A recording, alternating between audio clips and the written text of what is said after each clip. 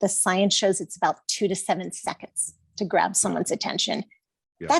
That is incredibly finite. So that introduction, that starting is so important. So what I tell clients and the people who, when they find out that I'm a communications coach immediately say, oh, how do I make my presentations better?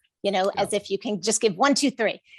What I do tell them is that the easiest way to make your presentations better, to make any communication better, is to really think about that hook, that introduction in the beginning.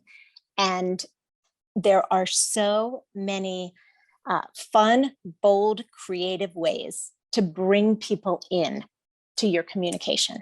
So you can ask them a question. You can use a really interesting statistic. You can tell a story, even a short one, really powerful. If you want to really have some fun with it and it works, use a prop for something. Use a picture, much like you did with the picture of the Admiral. Anything that is going to be a bit unexpected and that is going to show your audience immediately that you are thinking about them, that you want to make this interesting for them, that you want to bring them in right away, and that you are going to connect with them immediately. There is no worse way to start something than, hi, I'm Laurie, and today we're going to talk about presenting. So let me put up my slides and let's get started. You've just wasted a huge opportunity to make that impression.